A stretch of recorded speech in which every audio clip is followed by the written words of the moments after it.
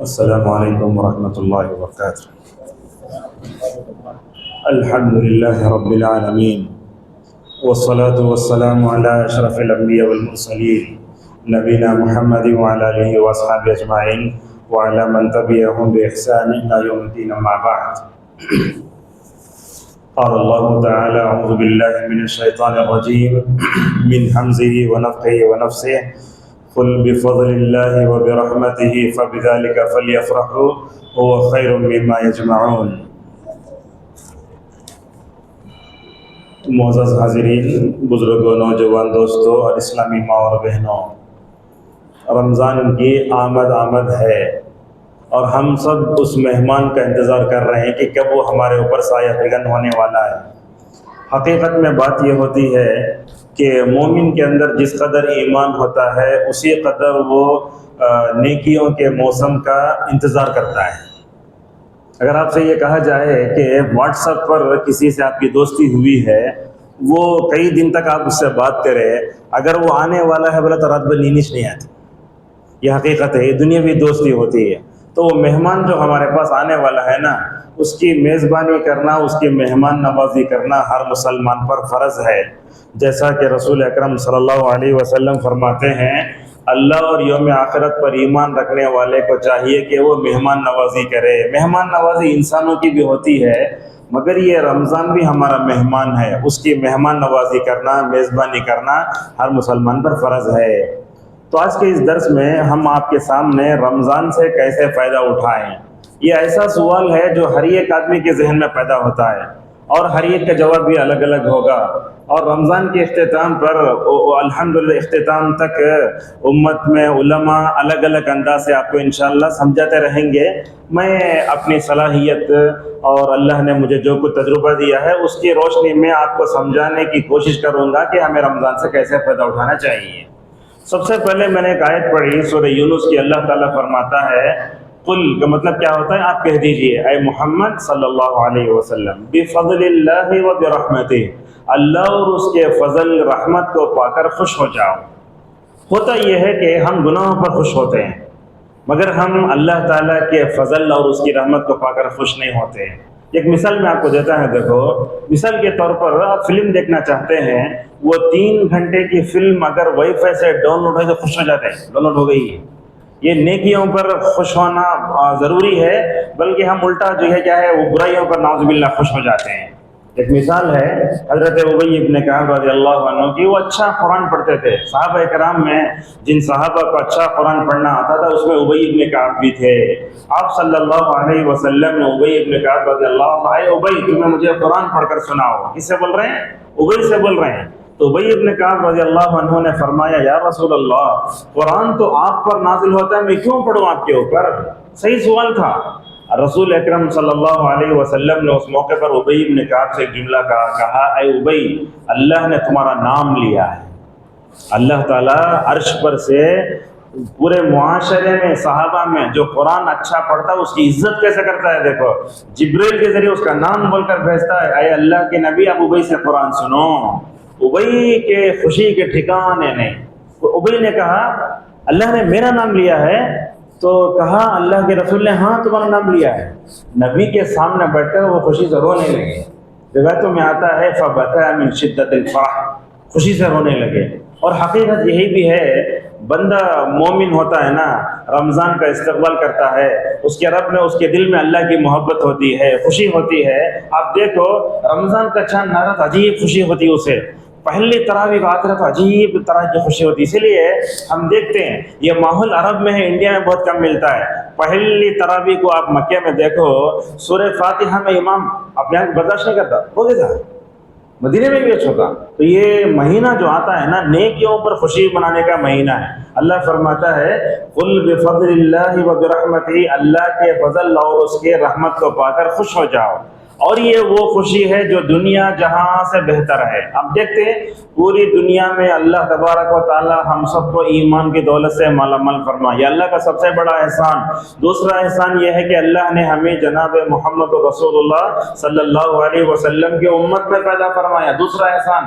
تیسرا احسان یہ ہے کہ اللہ نے پوری امت مسلمہ میں ہم سب کو الحمدللہ صحابہ کے منہج پر چلنے کی ہمیں اللہ نے توفیق دی۔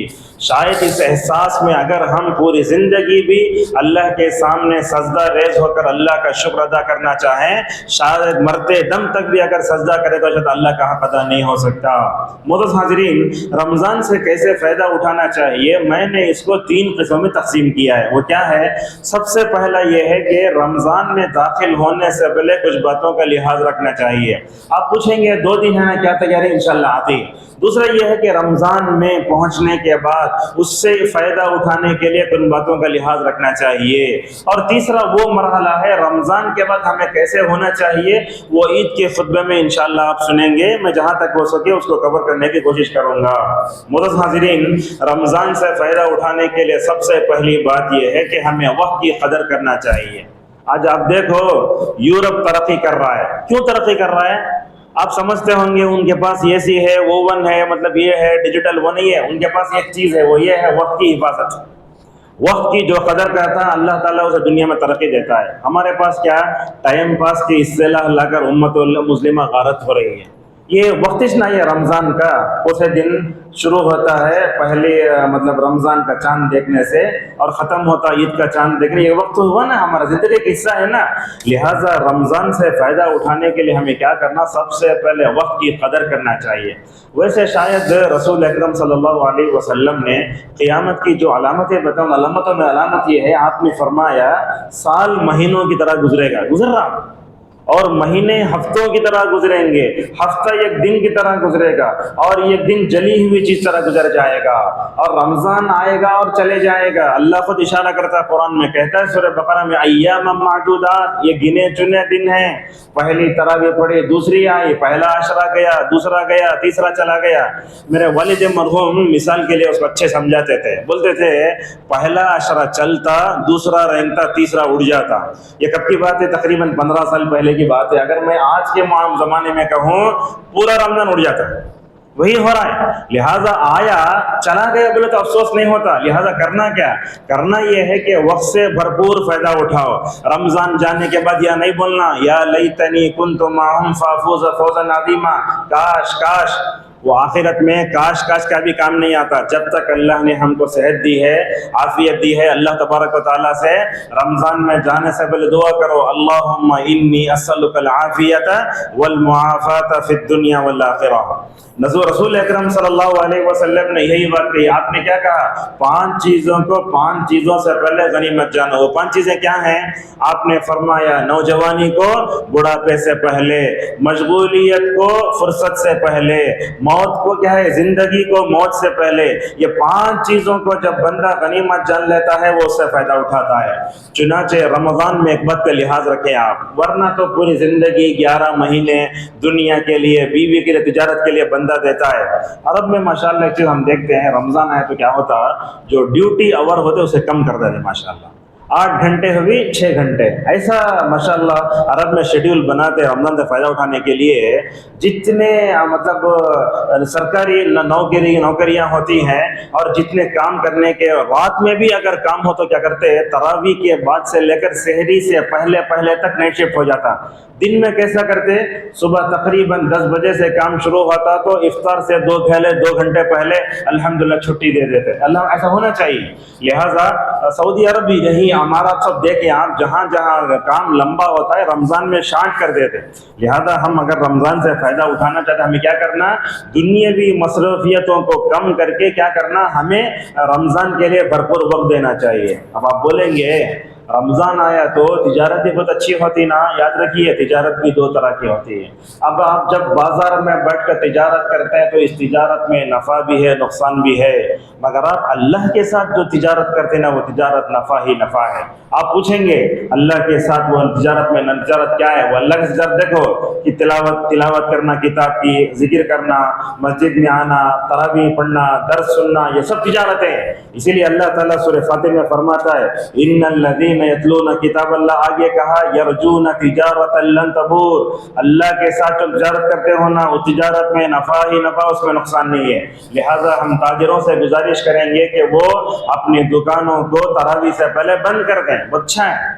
بلکہ جمعہ کے دن بھی ایسا الحمدللہ ایسے کچھ تاجروں کو ہم دیکھتے ہیں جمعہ سے پہلے دکان کھولتے ہی نہیں، کیوں؟ تاکہ اس لیے کہ وہ چیز جمعہ کی راہ میں رکاوٹ بنتی ہے۔ جو بھی چیز ہمیں اللہ کی عبادت میں، اللہ کی طاعت میں، رسول اللہ صلی اللہ علیہ وسلم کی طاعت میں رکاوٹ بھی ہے، اسے دور رہنا چاہیے۔ ہماری جماعت کے ایک مشہور عالم ہند ہے داؤد غزنوی رحمہ اللہ، ان کے بارے میں ایک واقعہ آتا ہے، دیکھو کیسا ہوتا ہے۔ وہ ایک دن آم کھا رہے تھے، آم کھاتے کھاتے مسجد میں داخل ہوئے، بولے ذرہ آم کھا لیتا ہوں، کیا ہوا؟ تکبیر تحریمہ چھوٹی، ذرہ اور آم کھائے، پہلے رکعت چلے گئی۔ کیا کریں معلوم؟ یہ آم کیا کیا ان کو تکبیر تحریمہ کے راہ میں رکاوٹ بنا۔ یہی وہ آم تھا جس کی وجہ سے ان کی ایک رکعت چلے گئی۔ کیا بولے معلوم؟ مسجد کے باہر کھڑے ہو کر آم پھینک ڈالے اور بولے اے آم، تیری وجہ سے میری آج تکبیر تحریمہ چھوٹی، تجھے کھاتے ہوئے پہلی رکعت چلے گئی، جب تک زندہ رہوں گا تجھے نہیں کھاؤں گا۔ ایسا ہوتا ہے۔ تو آج دیکھو ہماری تجارتیں، ہماری بیویاں، ہمارے بچے، ہمارے گھر، ہماری دوستیاں سب اللہ اور اس کے رسول صلی اللہ علیہ وسلم کے طاعت میں رکاوٹ بنتی ہیں۔ تو رمضان تک پہنچنے سے پہلے اور ایک کام کرنا، ہمیں استغفار کرنا چاہیے۔ استغفار کا مطلب کیا ہوتا ہے؟ لوگ کیا سمجھتے ہیں؟ وہ نہیں ہے۔ تسبیح پڑھے تو ذرا ادب سے پڑھو، استغفر اللہ، استغفر اللہ، سبحان اللہ، الحمدللہ، لا الہ الا اللہ۔ بہت لوگ کہتے ہیں نہیں ہوتا وہ۔ سلیمان روحانی حفظہ اللہ کہتے ہیں، علامہ البانی نے بھی کہی یہ بات، یہ اگر آپ استغفار ایسا کریں گے تو استغفار کا آپ کو جو ہے کیا نہیں فائدہ نہیں دے گا۔ دیکھو رسول اکرم صلی اللہ علیہ وسلم، بلکہ پورے نبیوں کو دیکھو، ہر نبی اپنے قوم کو استغفار کا حکم دیا۔ دنیا کے سب سے پہلے رسول کون تھے؟ حضرت نوح علیہ السلام اپنے قوم سے کہتے ہیں استغفروا ربکم انہ کان غفارا۔ صالح علیہ السلام کو دیکھتے ہیں، اور دنیا میں سب سے پاکیزہ انسان جناب محمد رسول اللہ صلی اللہ علیہ وسلم۔ آپ کے اگلے پچھلے گناہ معاف ہونے کے باوجود آپ کی استغفار کا کیا عالم تھا؟ روایتیں مختلف ہیں، کبھی آپ 70 مرتبہ استغفار کرتے، کبھی 80 مرتبہ استغفار کرتے، کبھی 100 مرتبہ استغفار کرتے۔ یہ اس ذات کا حال ہے جس کے اگلے پچھلے گناہ معاف ہیں۔ ہم تو معصیت کی دلدل میں ڈوبے ہوئے ہیں، سر کے تالوں سے پیر کے تلوے تک ہم گناہوں میں ڈوبے ہوئے ہیں۔ کیا ہمیں استغفار کی ضرورت نہیں؟ کیا ہے؟ اچھا استغفار کیوں کرنا؟ بعض لوگ بولیں گے ہم نیک ہی نہ نیک رہتے تو استغفار کرنا۔ آپ کو بات بتاتا ہوں، دیکھو نماز کے بعد آپ کیا پڑھتے؟ اللہ اکبر کے بعد استغفر کیوں پڑھتے؟ نماز کے بعد ذکر ہے، روزے کے بعد ذکر ہے، حج کے بعد ذکر ہے، زکات کے بعد ذکر ہے، کیوں؟ بلاخر کیا یہ استغفر اللہ پڑھ کے بندہ اللہ سے بولتا ہے اے اللہ تیری عبادت جیسے کرنا تھا ویسے کیا نہیں، اے اللہ مجھے معاف کر دے، بلکہ اللہ سے بول رہے ہیں آپ۔ لہٰذا رمضان میں جانے سے پہلے استغفار کرو۔ کیوں؟ ابن القیم رحمہ اللہ کہتے ہیں استغفار کیا کرتی ہے؟ مشکل چیز کو آسان کرتی ہے۔ جب بندہ گناہ کرتا ہے تو گناہوں سے اللہ اس کو نکالتا ہے، بلکہ کہتے ہیں یہ خیر کی بھلائی ہے، خیر کی چابی ہے یہ۔ اچھا یہ بتائیے آپ لوگ، رسول اکرم صلی اللہ علیہ وسلم پر سب سے آخری سورت کون سی اتری تھی؟ کمپلیٹ صورت ایک اتری تھی، وہ کون سی ہے؟ وہ ہے اذا جاء نصر اللہ والفتح۔ اس میں دیکھو فسبح بحمد ربک واستغفر۔ سوال یہ ہے رسول اللہ کے اگلے پچھلے سارے گناہ معاف کر دیے گئے، اللہ کے نبی سے بولتا ہے اے اللہ کے نبی میرے پاس آنا ہو تو استغفار کر کے آؤ۔ علامہ ابن رجب حنبلی رحمہ اللہ اس واقعے کی تشریح میں فرماتے ہیں رسول اللہ کو حکم دیا گیا تو ہر نبی کو، ہر بندے کو استغفار کر کے ہمیشہ تیار رہنا چاہیے۔ حسن بصری رحمہ اللہ بہترین بات بولتے اے امت محمدیہ کے لوگوں، استغفار تم جہاں کہیں رہے کرتے رہو۔ بزنس مین بیٹھا دکان میں استغفار کرتے رہو، دسترخوان پر بیٹھے استغفار کرتے رہو۔ دسترخوان پر بیٹھ کر استغفار کیسے کرنا معلوم؟ جب ہماری گھر کی عورتیں دسترخوان لا کے بچھاتی ہیں، کھانا لانے سے پہلے جو گیپ آتا ہے اس میں استغفار کر لو۔ اللہ اکبر، کیا کیا تعلیمات ہیں اسلام کی۔ سگنل پہ کھڑے ہو کر آپ لوگ کیا کرتے ہیں؟ جب سگنل آتا تو کیا کرتے ہیں آپ لوگ؟ وہ سگنل دیکھتے رہتے نمبر کتنا جا رہا بول کے. لیکن عرب میں ماشاءاللہ سگنل پہ لکھا رہتا ہے یہ عبارت لکھا رہتا ہے. کیا لکھا رہتا ہے؟ دقائق الانتظار املاها بالاستغفار. انتظار گھڑیوں میں استغفار کرو. 120 سیکنڈ کا اگر مطلب سگنل ہے تو کتنے منٹ ہوئے وہ؟ 2 منٹ. 2 منٹ میں کتنے مرتبہ استغفار کر سکتے ہم؟ آپ لوگ کر کے دیکھو ماشاءاللہ. لہذا استغفار کرو رمضان سے پہلے ہر ایک کو. بلکہ رسول اکرم صلی اللہ علیہ وسلم نے عورتوں سے بھی کہا. جب حج کا خطبہ دینا آپ جب عید کا خطبہ دینے گئے تھے آپ نے فرمایا اے اور صحابیہ کی جماعت میں نے تم کو جہنم میں زیادہ دیکھا ہے. تو اللہ کے نبی صلی اللہ علیہ وسلم نے اس موقع پر عید کے موقع پر کہا کہ تم استغفار کرو. لہذا یہ استغفار مردوں کے لیے بھی ہے عورتوں کے لیے بھی ہے. اور یہ بات یاد رکھو استغفار کرنے کے لیے گناہ کا ہونا ضروری نہیں ہے. استغفار ہر جگہ ہمیں مکمل طور پر کرنا چاہیے. رمضان میں داخل ہونے سے پہلے اور ایک چیز ہے وہ یہ ہے ہمیں رمضان میں اللہ کی اطاعت پر جم جانے کی دعا کرنا چاہیے. کیوں دعا کرنا؟ اس لیے کہ بعض مسلمانوں کو ہم دیکھتے ہیں وہ پہلے عشرے میں تو مومن رہتے دوسرے عشرے میں مسلمان بن جاتے پھر آخری عشرے میں مومن بنتے نہیں. رمضان کی 1 تاریخ سے 29 یا 30ویں تاریخ تک آپ کو جم کر رہنا چاہیے. اگر آپ سے کہا گیا فلاں جگہ دھماکہ سیل ہے فلاں جگہ جو ہے 70% ڈسکاؤنٹ دے رہا ہے ہم ہر دن بھی جاتے رہتے. یہ دنیا کا معاملہ ہے تو یہ معاملہ آخرت کا ہے نا. لہٰذا عبدالسلام شویر حفظہ اللہ کہتے ہیں کہ بندے کو جم جانا چاہیے. اور اسی طریقے سے ہم دیکھیں رمضان میں داخل ہونے سے پہلے اس سے فائدہ اٹھانے کے لیے رسول اکرم صلی اللہ علیہ وسلم اپنے صحابہ کی ذہنی تربیت فرماتے تھے. کیا کرتے؟ آپ صلی اللہ علیہ وسلم جمع فرماتے. ایک مسئلہ چھیڑتا ہوں اس کا خود جواب دیتا ہوں. رمضان آتا ہے تو اس کی مبارکبادی دینا کیسا ہے؟ اب وہ پوچھیں گے اب بعض لوگ بدعت بول دیتے ہیں اسے. حالانکہ رمضان کی مبارکباد دینے میں سمجھتا ہوں عرب علماء کے کئی جو ہے موقف ہیں کوئی حرج نہیں ہے. بلکہ علامہ ابن حنبلی رحمہ اللہ لطائف المعارف کتاب میں لکھتے ہیں رسول اکرم صلی اللہ علیہ وسلم بھی اپنے صحابہ کو رمضان کے آنے کی خوشخبری دیتے تھے. ایسے نہیں بولے رمضان مبارک ہو بلکہ آپ نے فرمایا چند دنوں کے بعد تمہارے اوپر رمضان کا مہینہ جو ہے سایہ فگن ہونے والا ہے. ہمارے پاس ایک چیز دیکھتے ہیں لوگ خالی بحث کرتے رہتے اس کی دلیل کیا اس کی دلیل کیا. ویسا کرے تو کیا ہوتا؟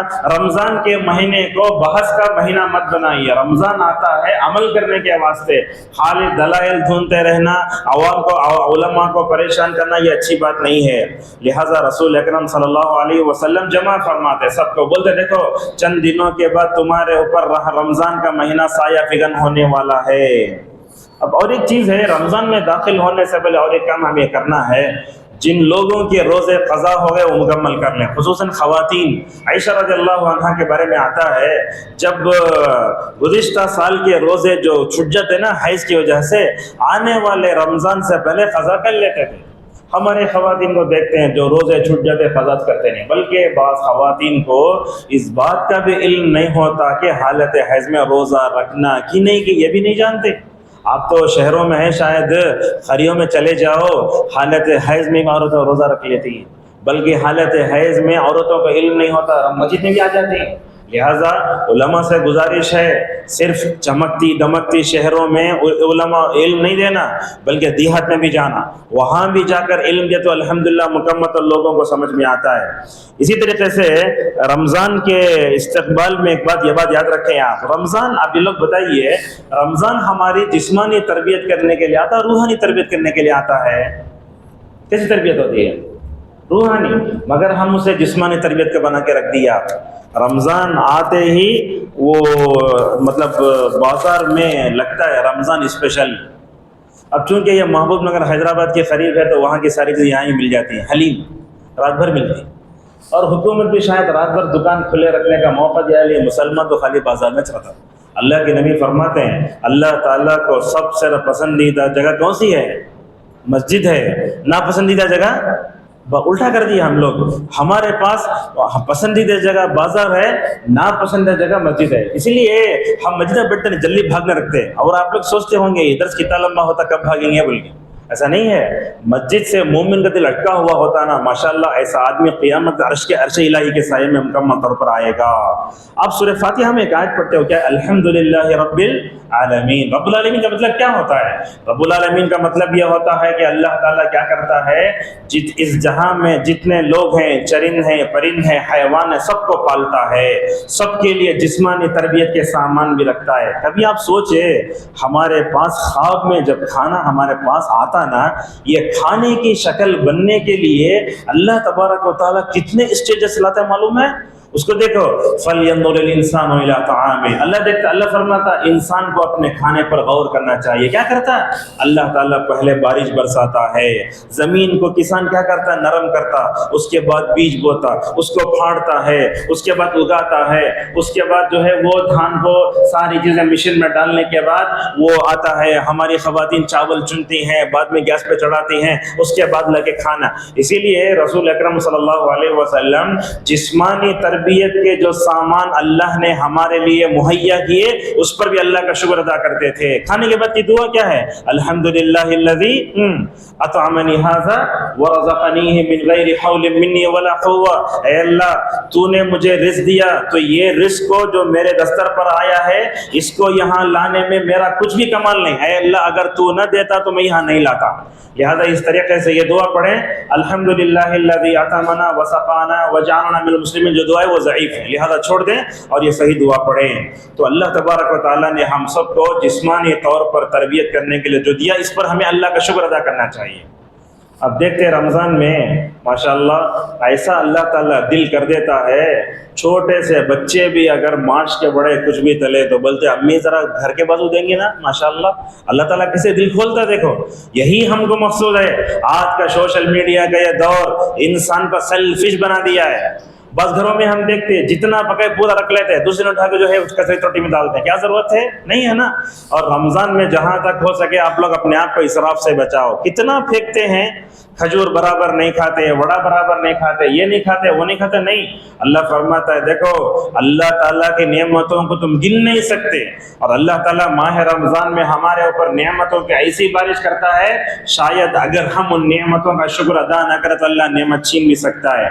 لہذا جسمانی تربیت کے جتنے اللہ تعالیٰ نے راستے رکھے ان تمام پر ہمیں اللہ کا شکر ادا کرنا چاہیے۔ آپ سحری کھا رہے ہیں، افطار کھا رہے ہیں، رمضان میں جو کچھ کھا رہے ہیں، اللہ تعالیٰ کا شکر ادا کرنا۔ لیکن آپ لوگ دیکھتے انسان کرتا کیا، کھانے کے بعد ڈکار آئی تو الحمدللہ بولتے، ویسا نہیں ہے، کھانے کے فوراً بعد بولنا اللہ الحمدللہ بول کے۔ اس طریقے سے اپنے بچوں کو بھی اس طرح توجہ دلائیں۔ اگر شروع میں بسم اللہ بھول گئے تو بھی کہا گیا بسم اللہ اولہ آخرہ کہا گیا ہے۔ اور آج کل آپ جانتے ہیں ہمارے کھانے پینے میں برکت نہیں ہے، شروع میں بھی بسم اللہ نہیں بولتے، آخر میں جو ہے وہ ٹی وی دیکھتے دیکھتے کھاتے رہتے ہیں۔ علامہ البانی رحمہ اللہ سے سوال کیا گیا، شیخ ہم لوگ کھا رہے ہیں برکت نہیں کھانے میں، کیا کھا کر بھی بھوکے ہی نا؟ تو بولے دو چیزوں کا آج لوگ ہمیں انتظام نہیں کر رہے ہیں۔ کیا کیا وہ؟ ایک تو یہ کہا ہم الگ الگ کھاتے ہیں، پکتے رہتا لا کے بستر میں بیٹھ کے کھانا شروع کرتے نہیں ہے۔ اللہ کے نبی صلی اللہ علیہ وسلم نے صحابہ سے پوچھا، صحابہ نے پوچھا یا رسول اللہ کھانے میں برکت نہیں، تو آپ نے فرمایا الگ کھاتے مل کر کھاتے؟ بولے الگ الگ کھاتے، فرمایا نہیں مل کر کھاؤ تو اللہ برکت دیتا ہے۔ دوسری چیز دیکھو، کھانے پینے میں برکت آنا ہو تو اس سنت کو آپ فالو کرو۔ آج کی یہ ڈیجیٹل لائف میں سنتوں کو ہم نے ایک معمولی چیز سمجھ لیا ہے۔ مثال کے طور پر کھانے کے بعد انگلیوں کا چاٹنا ہے، کون اس کا اہتمام کرتا؟ برتن کو چاٹتا، ہم لوگ تو چمچے سے کھانا سیکھے، انگلیاں بھی نہیں چاٹتے، برتن بھی نہیں چاٹتے۔ وہ چاٹنا کیا ہے؟ وہ سنت ہے۔ آپ نے تو فرمایا اگر چاٹ نہیں سکتے تو چٹاؤ۔ آج کل تو صورتحال ایسی ہے، شوہر اگر وہ پی کر رکھا تو بیوی اس کو دھو کے پیتی، وہ اپنے شوہر کو بھی گندا سمجھتی ہے۔ رسول اکرم صلی اللہ علیہ وسلم اور عائشہ میں کتنی محبت تھی دیکھو، اللہ کے نبی جہاں منہ رکھ کر گوشت کترتے دیکھتے رہتی، اللہ کے نبی عائشہ کو دیکھتے برابر وہیں رکھ کر عائشہ گوشت کترتی۔ اللہ اکبر، یہ محبت دیکھو، جہاں اللہ کے نبی منہ رکھ کر پانی پیتے جگ میں گلاس میں، وہیں منہ رکھ کر اللہ کے عائشہ رضی اللہ عنہ پانی پیا کرتی تھیں۔ لہذا جسمانی طور پر بھی ہمیں اللہ کا شکر ادا کرنا چاہیے۔ ابھی سمجھتے ہیں طاقتور مومن کون ہوتا ہے؟ ہم لوگ کیا سمجھتے ہیں طاقتور مومن بولے تو جو جم کو جاتا، پیسے کرتا، زیادہ چلتا، وہ بھی تو ہو سکتا ہے، لیکن یہ ہے جسمانی طاقتور مومن کا مطلب کیا ہوتا ہے؟ روحانی اعتبار سے طاقت کرنے والا۔ آج کل ہم دیکھو جسمانی طور پر ہم ہو سکتا ہے طاقت، مگر روحانی طور پر کمزور ہیں۔ اگر میں آپ لوگوں سے پوچھوں آج صبح کے اذکار کی پابندی کس نے کی؟ اب شاید اس میں معمر لوگ ہیں، اس لیے اگر ہاتھ اٹھانے بول تو شاید ان لوگوں کی عزت جا سکتی ہے، اس لیے میں بتاتا ہوں، دیکھو کہاں ہے، عزت نہیں کرتے۔ یہ اذکار جو ہے نا، یہ ہمارے لیے بہت ضروری ہے۔ ہم اذکار نہیں پڑھتے ہیں، نہ صبح کے نہ شام کے۔ اذکار کی پابندی کرے تو کیا ہوتا؟ اللہ تعالیٰ ایک مومن کافر میں فرق کرتا ہے۔ ہماری خواتین بھی رمضان میں کام کر کے بڑی تھک جاتی ہیں، بولتے تھکان بہت ہوتی ہے۔ وہ تھکان کو دور کرنے کا طریقہ کیا ہے؟ وہ تھکان کو دور کرنے کا طریقہ جناب محمد رسول اللہ صلی اللہ علیہ وسلم نے فاطمہ کو سکھایا۔ جانتے ہیں نا، ہاتھ میں جو کھٹے پڑ گئے تھے، چکی پیستے پیستے، پانی اٹھاتے اٹھاتے، جا کو خادم پوچھے آپ نے داماد کو بلایا، علی فاطمہ ادھر آؤ میرے سامنے بیٹھو، تم نے میرے سے کیا پوچھا ہے؟ خادم پوچھا ہے، مگر میں تم دونوں کو نصیحت کرتا ہوں کہ سونے سے پہلے ان تسبیحات کا اہتمام کرو جسے تسبیح فاطمہ کہا جاتا ہے۔ شاید اس سے پہلے کے دور میں یہ بات بتایا تھا آپ کو، خادم پوچھ رہے ہیں، اللہ کے نبی بول رہے ہیں کہ سونے سے پہلے تسبیحات کا اہتمام کرو۔ کیا ہے اس میں؟ اللہ میں ابن تیمیہ رحمہ اللہ دونوں کو جوڑ کے بتاتے ہیں، یہ تسبیح فاطمہ ایسی ہے، سونے سے پہلے تسبیحات کا اہتمام کرنے سے یہ اللہ کا ذکر تھکان کو دور کرتا ہے۔ ہمارے بڑے بڑے کمپنیوں میں کام کرنے والے جو نوجوان ہوتے، دن بھر کام کر کے تھک جاتے، نماز نہیں پڑھتے، کھا کے جانور کی طرح ایسے سو جاتا۔ نہیں کرنا، رات میں اس کا اہتمام کرو۔ دوسری چیز یہ ہے، اللہ کا ذکر کرنے سے ماشاءاللہ انرجی ملتی ہے۔ جیسے آپ دیکھتے نہیں، مثال کے طور پر پیٹ خراب ہو گیا، کچھ بھی ہوا، کچھ بھی نہیں کھاتے، وہ ORS پیتے اپنے آپ کو طاقت کرنے کے واسطے۔ یہی وہ اذکار ہیں، تھکان کو بھی دور کرتے ہیں، ساتھ میں ماشاءاللہ انرجی بھی دیتے ہیں۔ لہذا دیکھو مومن کیا ہوتا ہے؟ روحانی طور پر اس کو طاقتور ہونا چاہیے۔ آج کل نوجوانوں کو بھی دیکھتے طاقتور نہیں ہے، جسمانی طور پر ہے، روحانی طور پر طاقتور نہیں ہے۔ آپ جانتے ہیں رسول اکرم صلی اللہ علیہ وسلم مکہ سے مدینے کو گئے، مدینہ میں بعض صحابہ کو بخار آ گئے، جن کو بخار آئی ابو بکر کا نام بھی ہے، بلال کا نام بھی ہے۔ جب آ کر شاید طواف کر رہے، مکے والے اوپر سے دیکھو بولے یثرب کے بخار نے ان صحابہ کو توڑ دیا ہے، یہاں جائے تو یہاں رہتے تک بڑے اچھے تھے، انہوں مدینہ جا کے پورے کمزور ہو گئے۔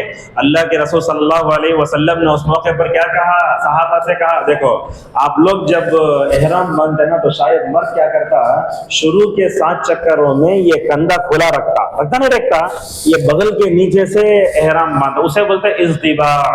اللہ کے نبی نے فرمایا، اے صحابہ کی جماعت، بولتے صحابہ مدینے کو جا کر مدینے کی بخار نے ان کو توڑ دیا ہے، ذرا کندھا کھلا رکھ کر اپنی طاقت کا مظاہرہ کرو، بولے رسول اکرم صلی اللہ علیہ وسلم۔ اور آپ نے کیا فرمایا؟ شروع کے 3 چکر میں ذرا رننگ ریس کا بھاگتے، اسے بولتے رمل۔ آپ نے فرمایا یہ کندھا کھلا رکھ کے ذرا تیز بھاگ کر ان کو بتاؤ، مومن کمزور نہیں ہوتا، مومن اگر جسمانی طور پر بھی کمزور ہو مگر وہ روحانی طور پر مکمل طور پر طاقتور ہوتا ہے۔ یہ میں نے یہاں لکھا ہے۔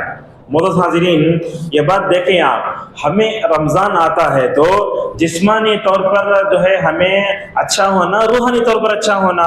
جسمانی طور پر تو الحمدللہ ہم اچھے ہو جاتے ہیں، مگر روحانی طور پر اپنے آپ کو نہیں بناتے۔ ایک بات یاد رکھیں آپ، جو آدمی اپنے ظاہر کو سنوارتا ہے، نہ نفس کی اصلاح کرتا ہے نہ دل کی اصلاح کرتا ہے، تو یہ منافقانہ عمل ہے۔ اللہ تعالیٰ سورۃ المنافقین میں فرماتا ہے، وَإِذَا رَأَيْتَهُمْ تُعْجِبُكَ أَجْسَامُهُمْ وَإِن يَقُولُوا تَسْمَعْ لِقَوْلِهِمْ كَأَنَّهُمْ خُشُبٌ مُّسَنَّدَةٌ۔ اے اللہ کے نبی، اگر آپ ان کو دیکھیں گے نا، ایسے لگے گا کہ ان کے بڑے بڑے جسم ہیں۔ ہمارے نوجوانوں کو بھی دیکھتے ہیں، بنین نکال کے بتاتا ہے دیکھ طاقتور ہوں میں۔ اگر آپ ان سے یہ کہیں روحانی طور پر طاقتور ہے کیا؟ نہیں ہے۔ ایک بات آپ کو بتاتا ہوں، صالح حسینی حفظہ اللہ ایک اچھی بات بتاتے ہیں، جب تراویح ہوتی ہے تو تراویح پڑھنے والوں میں نوجوانوں کی تعداد زیادہ ہوتی ہے، بوڑھے لوگوں کی تعداد زیادہ ہوتی ہے۔ ادھیڑ عمر کے لوگ زیادہ رہتے ہیں اور جو ہے بوڑھے زیادہ رہتے ہیں۔ ہمارا نوجوان کہاں رہتا ہے؟ جیسے ہی نماز ہوئی تو کیا پہن لے کے جاہے دکانوں میں بیٹھا رہتا ہے۔ یہ کیا ہے؟ یہ اس کے بارے میں بتایا، دیکھو کہا بوڑھے جو ہوتے ہیں نا، ادھیڑ عمر کے جو ہوتے ہیں نا، اگرچہ وہ جسمانی طور پر کمزور ہیں مگر چونکہ روحانی طور پر طاقتور ہے اسی لیے مسجد میں ہیں۔ ہمارا نوجوان کیا ہے؟ جسمانی طور پر طاقتور ہے، روحانی طور پر طاقتور نہیں، اس لیے وہ مسجد سے باہر ہے۔ لہٰذا یہ رمضان جو آ رہا ہے پیغام تیرا نوجوانوں کو، اگر سدھارنا ہو تو سدھار لو۔ ہمارے پاس بھی نوجوان کیا کرتے، سدھارو بولے تو پیپر میں ایڈ آتا، اگر آپ بیڑی سگریٹ سے نجات پانا چاہتے ہیں تو ان نمبروں پہ رابطہ کرو۔ انہیں کیا بولتا، 6 پینا تو 3 پیو، 2 پیو، ایسے ہی چھوڑ ڈالو۔ مگر شریعت رمضان کا بہترین جو آفر لے کر آئی ہے، اس سے ہمارا جو ہے نوجوان فائدہ نہیں اٹھاتا، نفسانی خواہشات رمضان میں نعوذ باللہ اور زیادہ ہو جاتے ہیں۔ لہذا روحانی طور پر مومن کو کیا ہونا، طاقتور ہونا چاہیے۔ اور یاد رکھو ایک بات، مومن روحانی طور پر کبھی تھکتا نہیں۔ اب کبھی کبھی دیکھتے ہیں رمضان کے شروع میں اگر حافظ صاحب 1.25 پارہ پڑھتے، اب وہ 1.25 پارہ پڑھے تو 2 رکعت کے بعد پیر لمبا کرتے، کیا اتنا لمبا پڑھے نا؟ میں آپ سے پوچھتا ہوں، اگر کہیں کھڑا کیا جائے آپ کو، گھنٹے گھنٹے کھڑے ہوتے۔ اللہ کی اطاعت کے لیے ہم اپنے آپ کو تھکانا نہیں سیکھے، بہت بڑی بات ہے یہ۔ اللہ کے خاطر ذرا تھکانا سیکھو۔ جب بندہ اللہ کی خاطر تھکتا نا، یاد رکھو جتنا تھکتا اللہ کے پاس وہ اتنا ہی اوپر ماشاءاللہ جو ہے اللہ تعالیٰ اسے اونچا اٹھاتا ہے۔ لہٰذا اپنے نفس کی اصلاح کرو، دل کی اصلاح کرو۔ دیکھو اللہ تبارک و تعالیٰ ہمیں رمضان سے فائدہ اٹھانے کے لیے کتنے انتظامات کرتا ہے۔ میں کیا بولوں، یہ گھنٹے کے درس میں آپ کے سامنے اللہ تبارک و تعالیٰ آسمان کے دروازے کھولتا، جنت کے دروازے کھولتا۔ اللہ کے نبی فرماتے رمضان ختم ہونے تک جنت کا دروازہ بند نہیں ہوتا، جہنم کے جو ہے وہ جہنم کے دروازے بند کر دیتا، کوئی جو ہے نہیں کھلتا۔ اور اللہ کے نبی نے فرمایا اے بھلائی کے کرنے والے آگے بڑھ، اے برائی کرنے والے رک جا۔ اور ہر رات رمضان میں جو لوگ جو ہے جہنمیوں کی فہرست میں ہوتے ہیں، ایسے لوگوں کو اللہ تبارک و تعالیٰ آزاد کرتا ہے۔ رمضان میں آپ لوگ جو دعا کریں گے نا، ان دعاؤں میں دعا ہرگز مت بھولو، اے اللہ تو ہے ہمیں جہنم سے بچا لے۔ دعا کرنا، وہ دعا کرنے کا طریقہ کیا ہے؟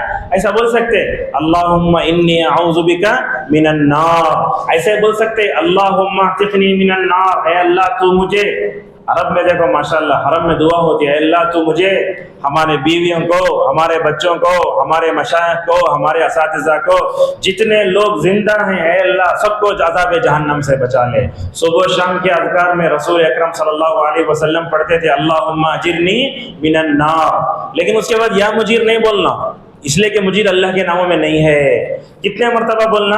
بعض روایتوں میں آیا 3 مرتبہ، بعض روایتوں میں آیا 7 مرتبہ۔ لہٰذا اللہ تبارک و تعالیٰ سرکش جنات و شیاطین کو بیڑیاں پہنا دیتا ہے تاکہ بندے کیا کریں، بھرپور رمضان سے فائدہ اٹھائیں۔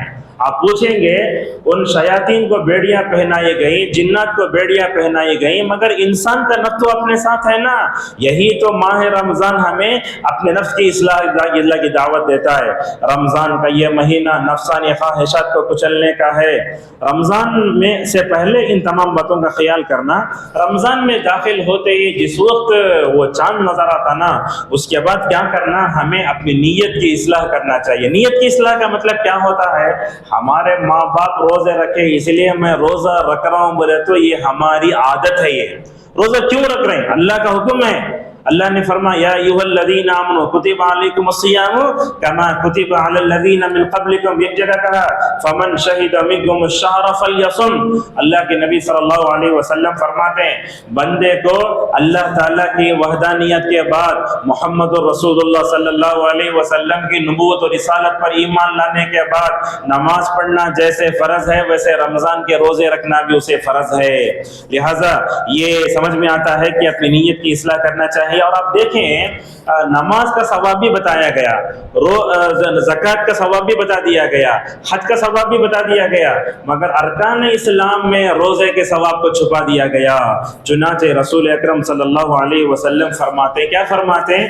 فرماتے یہ ہیں کہ فَالصَّوْمُ لِي وَأَنَا أَجْزِي بِهِ، آپ صلی اللہ علیہ وسلم نے فرمایا کہ روزہ میرے لیے ہے، میں اس کا بدلہ ہوں۔ یہ کیوں بنایا؟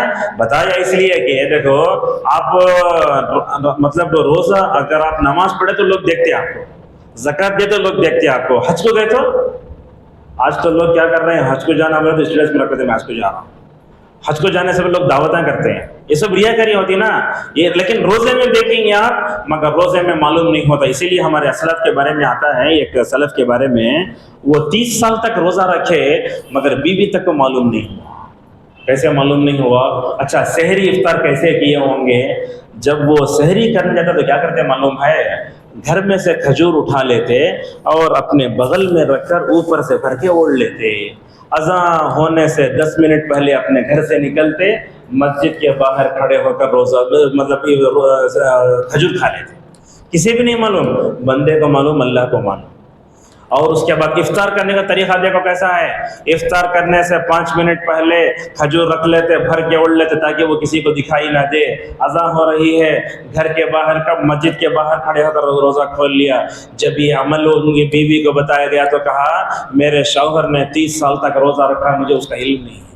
لہٰذا جیسے ہم اپنے برائیوں کو چھپاتے نا, نیکیوں کو بھی چھپاؤ. اب میں کیسے بتاؤں آپ کو. اب مثال کے طور پر ہم دیکھتے ہیں بسا اوقات بچے بھی ایسا کرتے, نہیں دیکھنا خاص ہے, ایک چیز دیکھ رہا ہوں میں, اپنے امی ابا سے بھی چھپاتے. اب اس کے بعد کیا, غلط چیزیں دیکھ لے کے ہمارے بچے کتنے بگڑ رہے ہیں موبائل کی وجہ سے, چھپا کر کے. وائی فائی تو گھر میں لگا ہے نا, ہر ایک کے پاس موبائل ہے. کیا بھی جو ہے ہم اپنے بچوں میں اللہ کا ڈر بھی پیدا نہیں کرے, اللہ معاف فرمائے. ہمارے پاس کیا کرتے, لا کے ہسٹری میں جا کے وہ ڈیلیٹ کرو, لا کے دے دیتے. اب کیا کرنا ہے ایسے بچوں کا. ایسے بچوں کو رمضان میں بہت اچھا سبق سکھانا. دیکھو تم جہاں کہیں رہو, اللہ کا علم تمہارے ساتھ ہے. انسانوں کے بنائے ہوئے CCTV کیمرے سے ہم ڈرتے ہیں, مگر اللہ کے علم سے نہیں ڈرتے. اللہ دیکھ رہا نا, اللہ دیکھ رہا ہے. اور دوسری چیز اپنے بچوں کو بتانا, جو لوگ ایسا کرتے ہیں ہسٹری میں ڈیلیٹ کر دینا, اپنے بچوں کو بولنا اے میرے بیٹو تم جو ہے کیا کر سکتے ہو, مخلوق سے چھپا سکتے ہو مگر اللہ تعالیٰ سے کوئی چیز نہیں چھپتی. اس میں یہ بات یہ بھی بتانا چاہیے کہ اگرچہ وہ ہسٹری سے ڈیلیٹ ہو گیا مگر نامہ عمل میں ڈیلیٹ نہیں ہوا, وہی برا, وہی گناہ, وہی قیامت کے دن ہمارے پاس آئے گا. اللہ تعالیٰ روایتوں میں آتا ہے بندے کو بلائے گا, روایتوں میں ایسے آتا ہے اللہ تبارک و تعالیٰ اپنا ہاتھ بھی رکھے گا بندے کے کندھے پر. اللہ اکبر, اتنا قریب ہو جائے گا. اللہ تعالیٰ بندے سے پوچھے گا برائیاں کیا, انہیں بولے گا نہیں, بولے گا میرے پاس ریکارڈ موجود ہے. بولے گا اگر میں چاہوں تو تمہارے برائیوں کی وجہ سے سب کے سامنے تم کو ذلیل کر سکتا ہوں, مگر میں اپنی رحمت کی وجہ سے تمہارے گناہوں پر پردہ ڈال کے تم کو معاف کر کے جنت میں لے جاتا ہوں. لہٰذا ہمیں یہ دیکھنا چاہیے کہ روزہ کیا ہے, مکمل طور پر ہمارے لیے راز ہے. یہ نفل روزہ رکھا تو بھی. اب یہاں عورت ایک بات بولتا ہوں, رسول اکرم صلی اللہ علیہ وسلم نے شاید حضرت حفصہ کو کسی وجہ سے طلاق دے دیا تھا. طلاق ہے, وہ طلاق ہے, اللہ کے نبی نے دیا تھا. جب طلاق دیا عمر رونے لگے. اللہ کے نبی کی بیوی بن کر رہنا کتنا بڑا اعزاز ہے. حضرت عمر کی بیٹی حفصہ رسول اکرم صلی اللہ علیہ وسلم کی بیوی بنی. شاید عمر کو یہ فخر تھا میری بیٹی رسول اللہ کی بیوی ام المومنین ہے. جب حضرت عمر رضی اللہ تعالیٰ عنہ کو معلوم ہوا, عمر جا کے حفصہ کو بہت سمجھائیں. بعض نسائی کی روایتوں میں آتا ہے عمر رونے لگے, میری بیٹی کو اللہ کے نبی طلاق دیا, لیکن کتنی عزت والی چیز چھین گئی نا. اللہ اکبر. دیکھو جب شوہر بیوی نیک ہوتے ہیں تو اللہ دلوں کو جوڑتا ہے.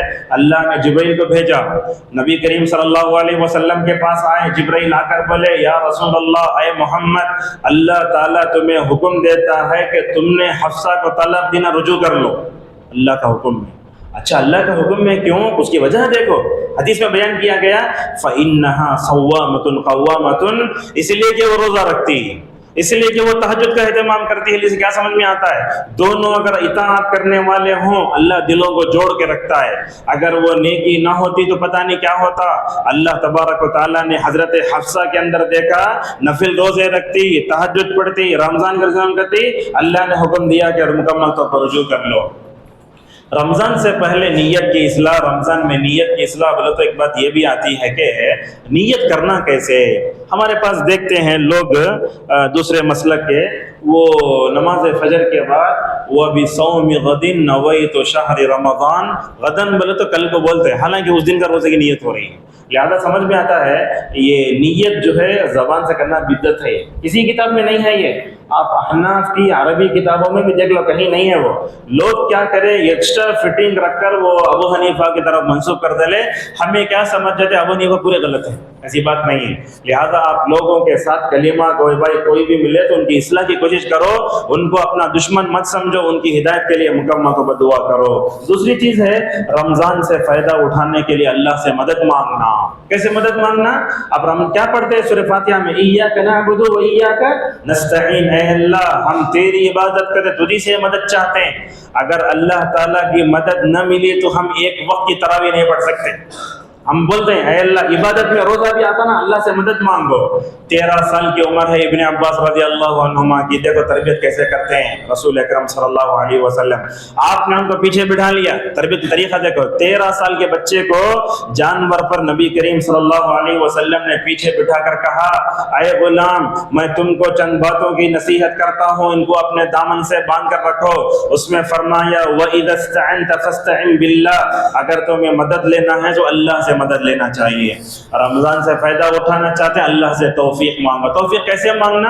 حضرت شعیب سے سیکھو, بولتے ہیں وَمَا تَوْفِيقِي إِلَّا بِاللَّهِ. اب آپ لوگ پوچھیں گے رمضان میں داخل ہونے, رمضان کی عبادت میں توفیق کیسے ملتی؟ اللہ اکبر, یہ رمضان میں نہیں, ہر مہینے جو چاند طلوع ہوتا نا, وہ چاند کو دیکھ کر جو دعا پڑھتے اس دعا میں ہے. وہ دعا آپ لوگ جانتے ہیں, اللہم احلہ علینا بالامن والایمان والسلامت والاسلام والتوفیق. دیکھو اے اللہ یہ چاند کو تو کیا کر, امن و امان کا, سلامتی کا ذریعہ بنا دے دو. دیکھو اے اللہ تیری محبت اور تیری رضا کو پانے کے توفیق دے مجھے, والتوفیق لما تحب وترضى. اور دیکھو رمضان میں داخل ہونے سے پہلے اپنے عقیدہ توحید کو بھی درست کر لو. وہ بھی چاند کی دعا میں ہے, کہا ربی و ربک اللہ, اے چاند تیرا جو رب ہے میرا بھی وہی رب ہے. مگر چاند کو دیکھ کر دعا پڑھنے کے بارے میں ایک بات کا اہتمام رکھیں آپ.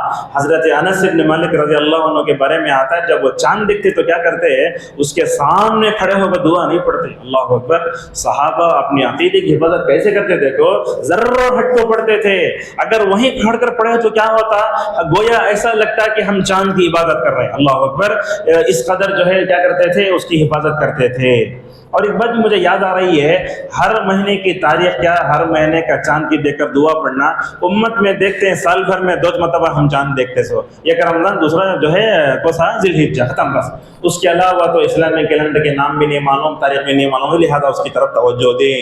اسی طریقے سے رمضان جب آ جاتا نا, اس پر اللہ کا شکر ادا کرنا. کیا اللہ کا شکر؟ اللہ نے کہا لعلکم تشکرون. شکر کرنے کا مطلب کیا ہے؟ دیکھو رمضان میں داخل ہونے جا رہے ہیں, پتہ نہیں داخل ہونے سے پہلے کتنے لوگوں کو اپنے رب سے ملاقات کرنی. ایسے ہوتا رہتا, پہلی تراویح چلتے رہتی, لوگوں کا نماز جنازہ پڑھتے ہیں. کتنے ایسے لوگ ہیں جو لوگ 29 شعبان کو مرتے ہیں, کتنے ایسے لوگ ہیں جو 30 شعبان کو مر جاتے ہیں. اس وقت مجھے ابن الجوزی رحمہ اللہ کا قول یاد آتا, وہ کیا بولتے دیکھو, اگر مرنے والوں کو کہا جائے کہ تم تمنا کرو, اگر مرنے والوں کو کہا جائے تم تمنا کرو, ہر مردہ یہ تمنا کرے گا کہ اے رب مجھے اپنی زندگی میں رمضان کا ایک دن نصیب ہو جائے تو نجات کے لیے کافی ہے. اللہ اکبر, جب ملا ہے تو قدر کرو, ورنہ اگر یہ نعمت چھن جائے تو شاید ہم اللہ تبارک و تعالیٰ کا شکر ادا نہیں کر سکتے. رمضان سے بھرپور استفادہ کرنے کے لیے علم بھی حاصل کرنا چاہیے. آپ پوچھیں گے علم کا تو کیا ہو, کیا ہم لوگ مدرسے میں چلے جانے, کیا نہیں, یہ بات یاد رکھو آپ. اہدنا الصراط المستقیم صراط الذین انعمت علیہم, اے اللہ تو ہمیں سیدھا راستہ دکھا, نبیوں کا, صدیقین کا, شہداء کا, صالحین کا راستہ دکھا. غیر المغضوب علیہم ولا الضالین, کبھی اس کا معنی سمجھے. اللہ فرماتا ہے اے اللہ تو ہمیں یہودیوں کا راستہ نہ دکھا, کرسچنوں کا راستہ نہ دکھا. کیا ہے وہ یہودیوں کا راستہ؟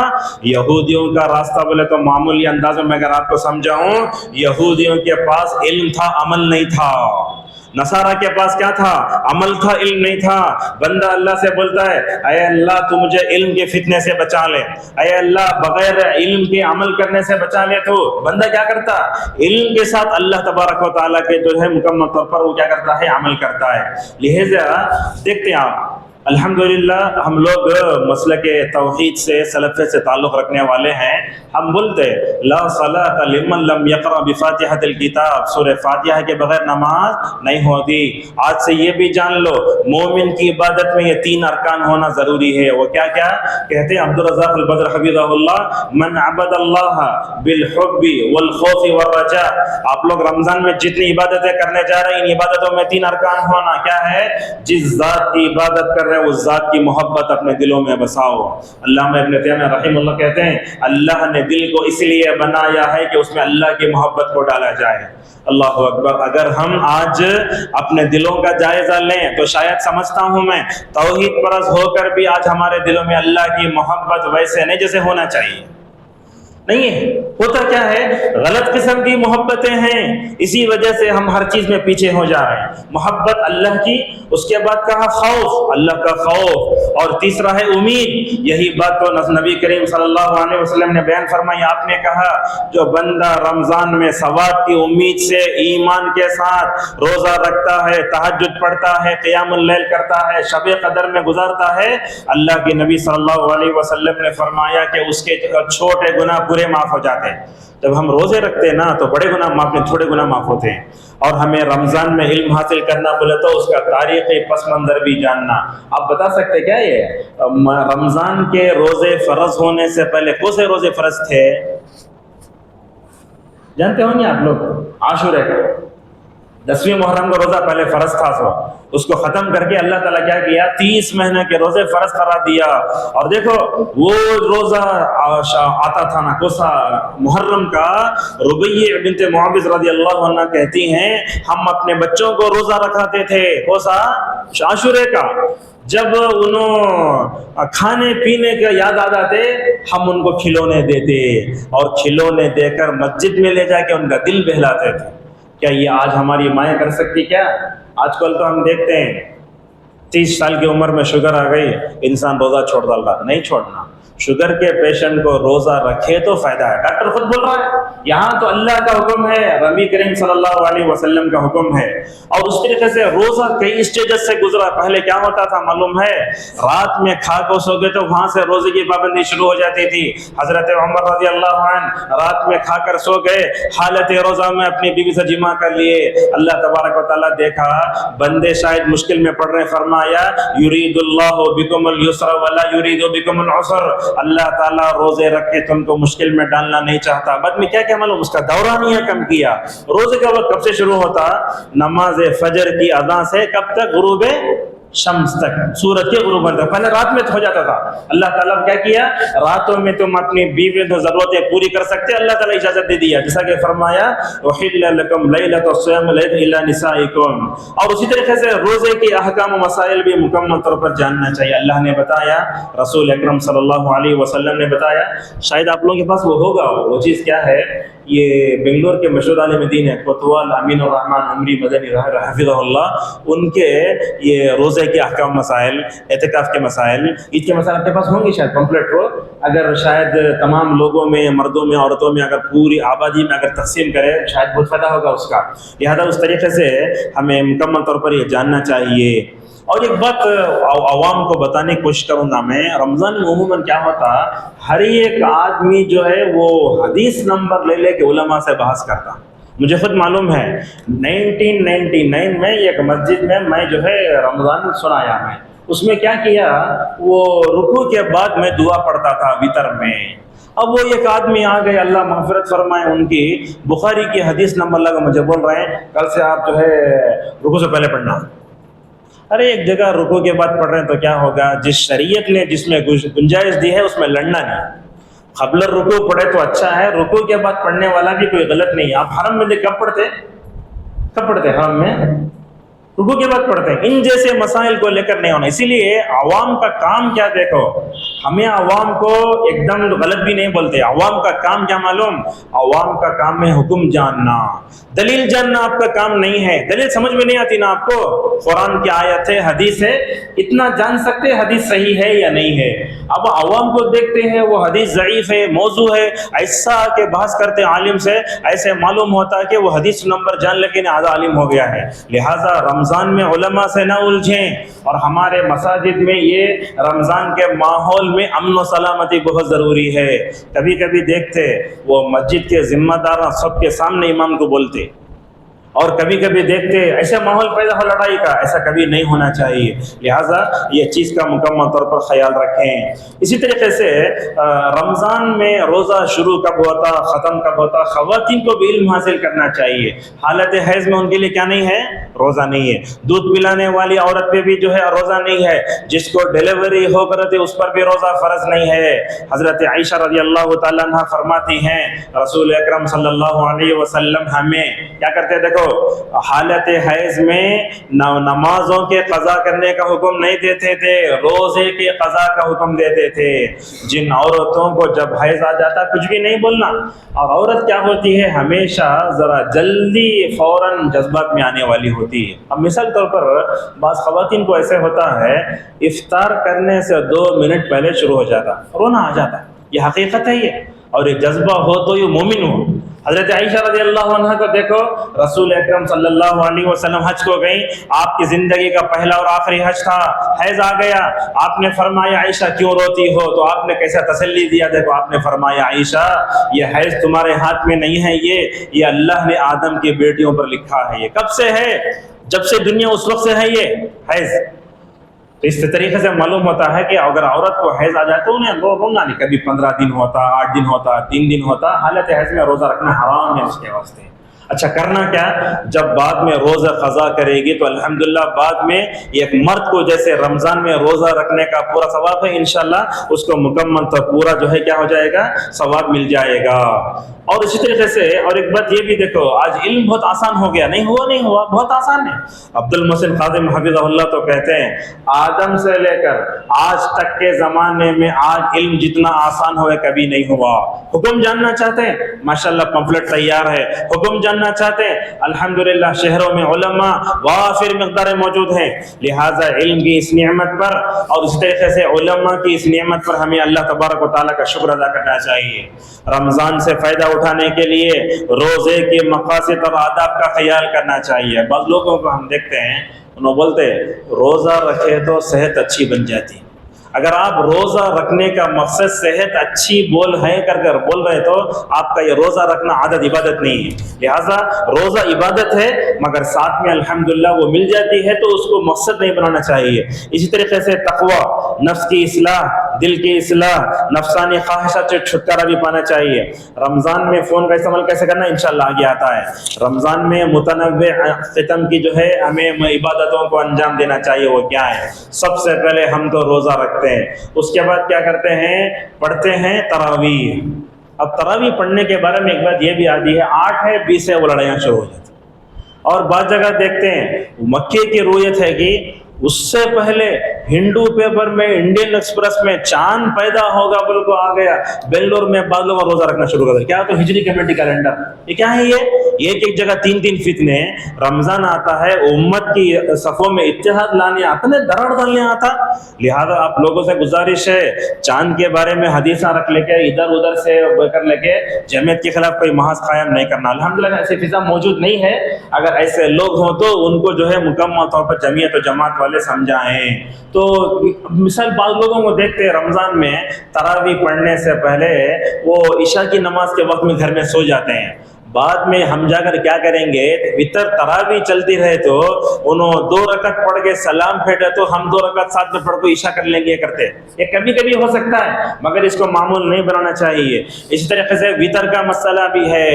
اب وتر تو شاید رسول اکرم صلی اللہ علیہ وسلم کے زمانے میں جماعت سے نہیں پڑھتے تھے، عمر رضی اللہ عنہ کے زمانے میں وتر جماعت سے پڑھی جانے لگی ہے۔ اب سوال یہ ہے کہ آپ تراویح پڑھ لے رہے ہیں، وتر پڑھے بغیر ہرگز گھر مت جاؤ۔ بہت لوگ دے چلے جاتے ہیں، نہیں کیوں نہیں جانا؟ آپ نے فرمایا من قام مع الامام حتى ينصرف كتب له قيام ليلہ، امام کے سلام پھیرنے تک اگر آپ امام کے ساتھ ہیں آپ کو پوری رات جو ہے الحمدللہ قیام کا ثواب ہے۔ اب اگر آپ جو ہے وتر پڑھ لے رہے ہیں اور آپ یہ چاہتے ہیں کہ جا کر بعد میں قیام اللیل کروں، وہ آپ کے اوپر ہے، 8 رکعت بہتر ہے۔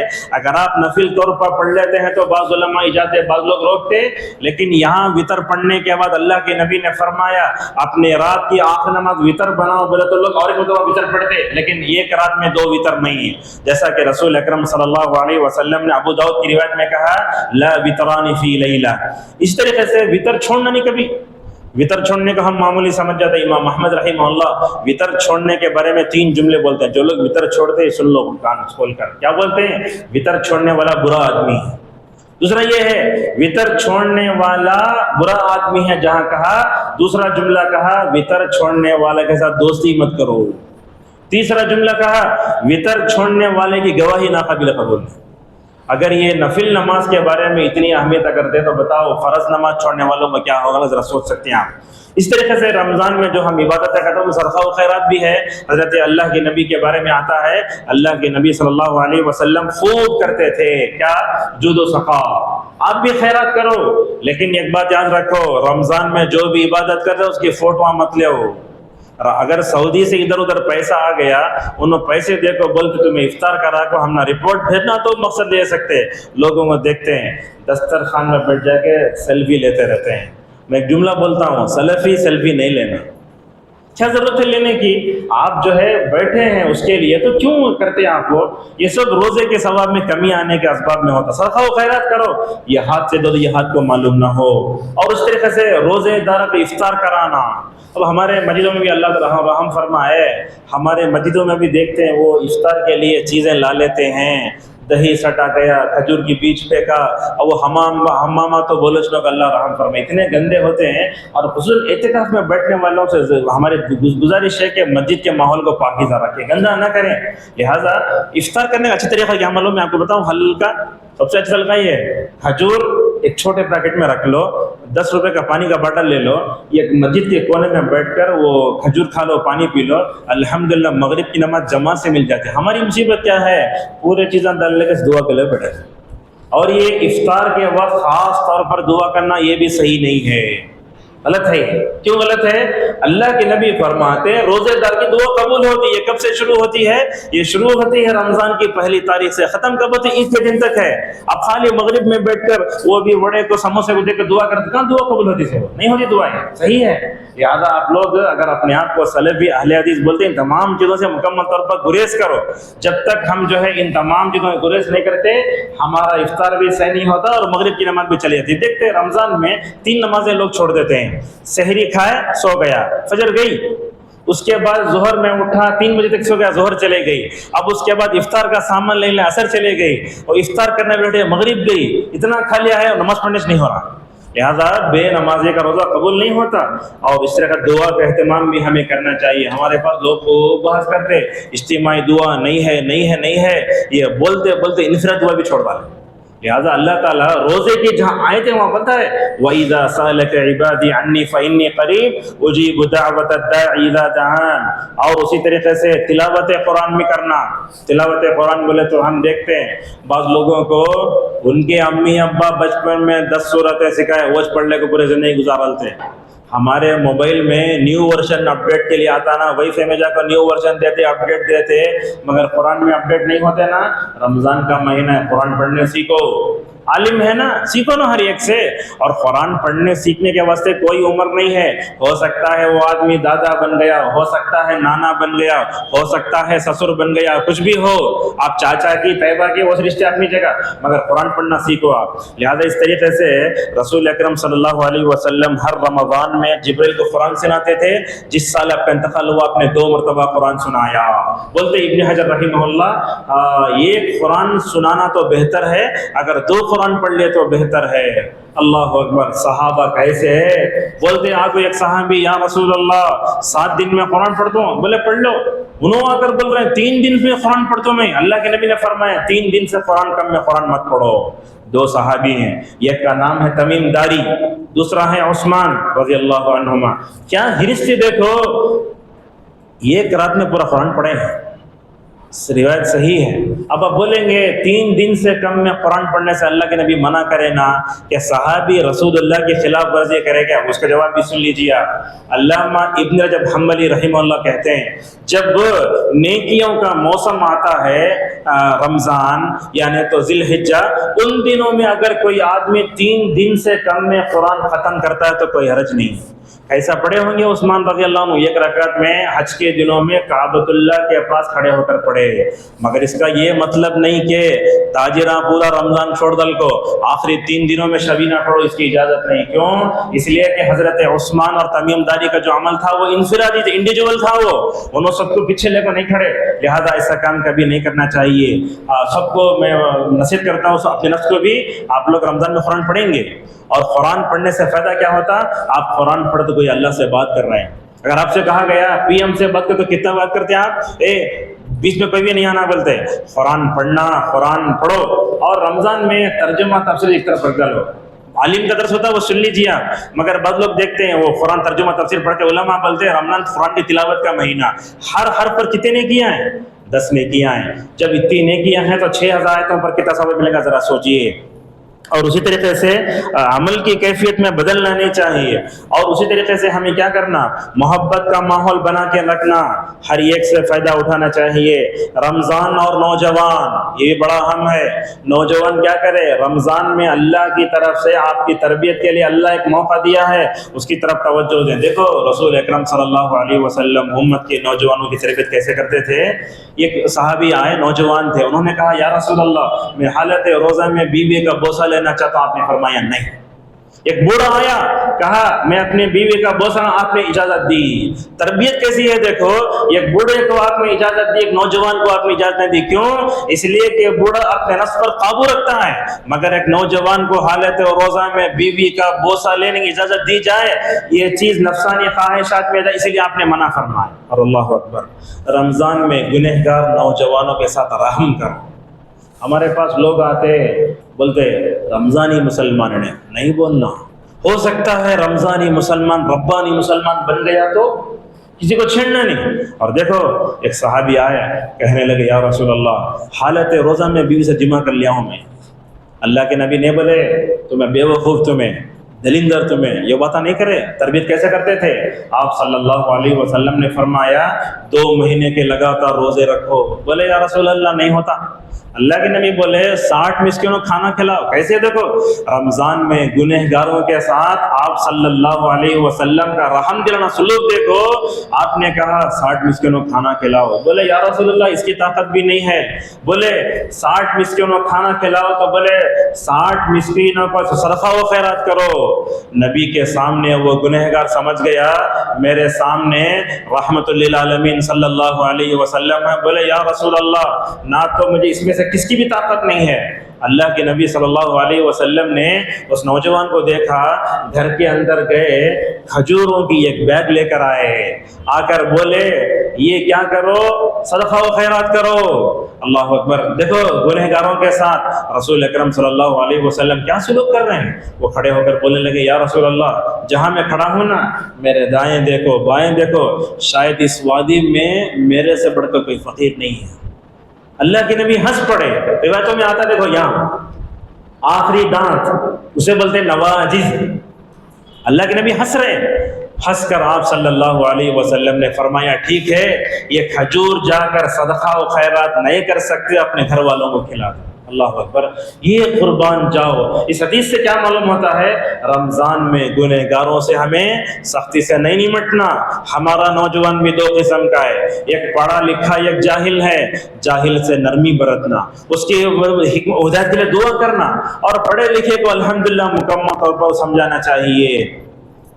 اس طریقے سے رمضان میں جو چیزیں ہوتی ہیں وہ عین رمضان میں، بعض لوگ یہ بھی کرتے ہیں، اگر آپ بول دو شاید آپ کو غلط ہوگا یا نہیں معلوم ہے، رمضان سے پہلے شادی نہیں کرنا اور رمضان میں بھی شادی نہیں کرنا۔ کیوں؟ اس لیے کہ یہ چیز کیا ہوتی ہے، انسان کو نفسانی خواہش میں رکاوٹ بنتی ہے، لہذا شاید رمضان سے پہلے کر لو بہت دی، یا شوال میں کر لو اچھا ہے، ورنہ تو ایسے ایسے لوگ بھی ہیں شادی کر لیے اس کے بعد رمضان کا احترام ختم ہوگا۔ اس لیے کہ بندہ جب شادی کر لے تو اپنی بیوی کو مطمئن کرنا ہوتا ہے نا، لہذا شاید اس سے اگر جن کر رہے تو بہت اچھا ہے۔ اور اللہ کے نبی صلی اللہ علیہ وسلم فرماتے ہیں اے نوجوانوں کی جماعت تم جو ہے روزہ رکھو اپنی خواہشات کو کیا کرنے کے لیے؟ کچلنے کے لیے۔ رمضان اور خواتین سے بھی کچھ باتیں، روزہ رکھنے والے مرد بھی ہوتے ہیں اور عورتیں بھی ہوتی ہیں۔ اللہ فرماتا ہے والصائمین والصائمات۔ ام سلمہ رضی اللہ تعالیٰ عنہ نے کہا یا رسول اللہ تعالیٰ خالی مردوں کے بارے میں آیتیں اتارتا، عورتوں کے بارے میں نہیں اتارتا نا، اللہ نے آیتیں اتاری۔ کہا دیکھو روزہ رکھنے والے مرد عورتیں دونوں کو جو ہے اسلامی شریعت میں برابر کا ثواب ہے نیکی کے میدان میں۔ اور دیکھو خواتین بھی یہاں ہیں شاید، اس کو ایک بات یہ بھی کہنا چاہوں گا، وہ یہ ہے اللہ کے نبی صلی اللہ علیہ وسلم اپنی بیویوں میں کیسے شب قدر کا اہتمام دیکھتے تھے۔ عائشہ رضی اللہ عنہ کہتے ہیں یا رسول اللہ اگر میں شب قدر پالوں تو کیا کروں؟ اللہ کے نبی بولتے اللہم انک عفو تحب العفو فاعف عنی، مگر اس دعا کے ساتھ اس سال آپ کو اور ایک کام یہ بھی کرنا ہے۔ وہ کیا معلوم ہے؟ اگر آپ یہ دعا پڑھ لیں تو اللہ کو معاف نہیں کرتا۔ اللہ کب معاف کرے گا آپ کو یاد رکھو، اللہ کی معافی کو پانا ہے تو مخلوق کو معاف کرو۔ ہم دیکھتے ہیں باپ بیٹا بات نہیں کرتا، ماں بیٹی بات نہیں کرتی، ایسا گھروں میں ہے سلسلہ، پہلے صف میں بیٹھ جا کرو اللہم نافل پڑھنا بیکار ہے۔ اس لیے اللہ فرماتا ہے مخلوق کو معاف کرے تو اللہ کی معافی ملتی ہے۔ لہٰذا عائشہ رضی اللہ عنہا کا ماشاءاللہ پوری امت پر احسان ہے۔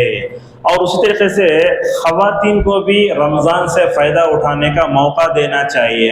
ہم اتنا پکوان پکاتے، سحری کرے تو بھی چائے چھانتی رہتی، افطار کرے تو بھی کھجور جگتے تو وہاں سے افطار کر لیا ہوگا، یہ غلط بات ہے۔ یہ عبد الرحمن سدیس حفظہ اللہ کہتے ہیں اے شوہروں کی جماعت اپنے نفس پر رحم کرو، اپنی عورتوں پر رحم کرو۔ ان کو دیکھتے برتن دھو کر جو ہے وہ تراویح کو بھی آنے ہوتا نہیں، بڑی تکلیف ہوتی ہے، لہٰذا زیادہ پکوان کر کے اپنی عورتوں پر جو ہے مت کیا نہ کرو، یہ نہ کرو۔ اور خواتین سے اور ایک بات بھی ہے، جب یہ ان کو حیض و نفاس آ جاتا ہے تو آخری عشرے میں انہیں کیا کرنا چاہیے؟ بعض خواتین دیکھتے ہیں مسجد کی سیڑھیاں میں آ کے بیٹھ جاتے ہیں، بعض بیان سننے آ جاتے ہیں، نہیں آنا گھر میں رہنا، کیا کرنا؟ دیکھو اللہ کو کتنا آسان کیا ہے، یہ موبائل، یہ سوشل میڈیا، ہم اس کو زحمت سمجھتے، یہ رحمت ہے۔ یہ قرآن موبائل سے پڑھ سکتے، کیا پڑھ سکتے ہیں، حرج نہیں ہے۔ جب آپ سفر میں ہو، مسجد میں ہو تو یہ قرآن اٹھا کر پڑھنا بہتر ہے۔ اگر حالت حیض میں عورت ہے قرآن کو ہاتھ نہیں لگا سکتی، اگر معلمہ ہے تو گلوز پہن لے سکتی، مگر قرآن پڑھنا چاہتی، تڑپ جا رہی ہے۔ ایک طرف یہاں لوگ جمع ہیں، خاتون ایسی ہے گھر میں رو رہی ہے، ایسی ہیں خواتین ماشاءاللہ، جذبہ ہے، تو کیا کرنا ان کو خوشخبری دینا، آپ لوگ جا کر یا سن رہی ہوں گی درس، یہ حالت حیض میں موبائل میں جو قرآن آتا نا اسے ان کو ہاتھ لگا سکتے ہیں، ماشاءاللہ پڑھ بھی سکتے۔ رمضان ہے، اللہ کا ذکر ہے قرآن، لہٰذا اس کو ہاتھ لگا کے پڑھنے مننے میں سمجھتا ہوں کوئی حرج نہیں ہے۔ اسی طریقے سے اللہ کے رسول صلی اللہ علیہ وسلم ان کو اعتکاف میں بٹھاتے تھے۔ زہری رحمہ اللہ کہتے ہیں اللہ کے نبی کے انتقال کے بعد عورتیں اللہ کے نبی کی بیوی اعتکاف میں بیٹھتی تھی۔ ایسا ہوتا ہے ماشاءاللہ مردوں سے بڑھ کر اہل حدیث مجلسوں میں عورتوں میں جذبہ بہت ہوتا ہے، اور یہ جذبے کی قدر کرنا اور ان کی ہمت افزائی بھی کرنا چاہیے۔ اسی طریقے سے رمضان میں مساجد کا احترام کرو۔ رمضان میں دیکھتے مساجد میں چونکہ نماز ہوتی صبح ہوتی، رمضان میں ہنگامہ رہتا، مائک آف ہوگی، کرنٹ چلے گیا، یو پی ایس شاید ہوگا یہاں انشاءاللہ، یو پی ایس اگر نہ ہو تو اہتمام کر لیں، اس لیے کہ عورتیں جو ہوتی مائک آف ہوتی کیا کریں گے انہوں؟ لہٰذا اس طریقے سے میں مسجد کے ذمہ داروں سے گزارش کروں گا کہ بھرپور جب چندہ آتا ہے سب آتا ہے تو مصلیوں کو ہر طرح کی سہولت فراہم کرنا مسجد کے خادموں کا جو ہے کام ہے۔ رمضان اور بچے ہمارے پاس ایک لکڑی دے کر موزن صاحب کو بولتے ہیں ان کو خالی مارتے رہو، نہیں، سوشل میڈیا چھوڑ کر بچہ ہے تو ان کو بھی مکمل طور پر رمضان سے فائدہ اٹھانے کرو۔ لیکن زیادہ چھوٹا بچہ ہے نیچے ڈالے تو رو رہا بولے تو ایسی عورتوں کو چاہیے کہ وہ گھر میں رہیں، ورنہ لے کر آ گئے تو سب کے لیے تکلیف ہوتی ہے۔ آپ صلی اللہ علیہ وسلم نے فرمایا سب سے بہتر مومن وہ ہے جو اپنے زبان اور ہاتھ سے دوسروں کو تکلیف نہیں دیتا۔ اور اسی طریقے سے آہستہ آہستہ ہر ایک کی مکمل طور پر تربیت کرنا چاہیے۔ اور ایک بات بھی ہے، رمضان آ گیا تو فائدہ اٹھاؤ، مگر ہر چیز ہماری اللہ اور اس کے رسول کے بتائے ہوئے طریقے کے مطابق ہونا چاہیے۔ ہماری مسجدوں میں دوسرے مسجدوں میں فرق کیا؟ ہم جو بھی کام کرتے ہیں اللہ اور اس کے رسول کے بتائے ہوئے طریقے کے مطابق ہوتا ہے، یہ کنج آگے بھی نہیں ہٹنا، پیچھے بھی نہیں ہٹنا۔ اور دیکھتے ہیں بعض لوگ سوشل میڈیا میں ضعیف حدیثاں شیئر کرتے رہتے ہیں، رمضان کا پہلا عشرہ رحمت کا، دوسرا مغفرت کا، تیسرا جو ہے وہ آگ سے خلاصی کا۔ یاد رکھو رمضان سے متعلق جو صحیح حدیث ہیں وہ شیئر کرنا، غلط حدیثیں، موضوع حدیثیں، بنڈل باتیں شیئر نہیں کرنا۔ یہ حدیث سنے نہیں، آپ چاہتا ہوں دیکھو اللہ کے نبی صلی اللہ علیہ وسلم نے یہ فرمایا، کیا کہا؟ دیکھو شب قدر میں اللہ تبارک و تعالیٰ کیا کرتا ہے، انسانوں پر زمین پر کنکریوں سے بڑھ کے فرشتے اتارتا ہے۔ اللہ اتنا ہماری تربیت کر رہا ہے۔ اور رمضان کے آخری عشرے میں ایک چیز یہ ہے کہ ہم اس وقت تک جگتے رہتے جب تک ہمیں جماعت جگاتی ہے۔ رمضان کے آخری عشرے میں اجتماعی عبادت سے بڑھ کر انفرادی عبادت کی طرف توجہ، آپ کو دعا بھی کرنا ہے، صدقہ و خیرات بھی کرنا ہے۔ ہم دیکھتے رہتے، تقریر ہوتے رہتی، چائے بٹتے رہتی، سموسے کھاتے رہتے، خالی یہ ہوتا رہتا، اور دیکھے تو ذرا جگ جگ نیند آتی ہے، ذرا بازار کا چکر لگا ہوں گے، چکر لگا ہوگا، جگ جگ سو گے۔ لہٰذا انفرادی عبادت کی طرف توجہ دیں اور مخالفتوں سے بچیں، اور اختلافی مسائل میں الجھ کر عمل کے میدان میں پیچھے نہ ہٹ جائیں۔ رمضان میں فون کا محدود استعمال کریں۔ تلاوت قرآن یہ بھی بہت ضروری۔ ہم قرآن پڑھ رہے ہیں، ہمارے اوپر قرآن کا اثر نہیں ہو رہا، وجہ کیا ہے؟ اس لیے کہ ہمارے دلوں میں نفاق ہے۔ ہمارے نوجوانوں کے دلوں میں خصوصاً کیا ہے؟ یہ میوزک کی، گانے کی محبت ہے، جس کی وجہ سے آج کا نوجوان جو ہے قرآن سے دور ہے۔ اسی طریقے سے سحری میں کیا کرنا؟ تاخیر کرنا۔ کب تک کھانا؟ فجر کی اس کی فجر کی اذان ہونے تک۔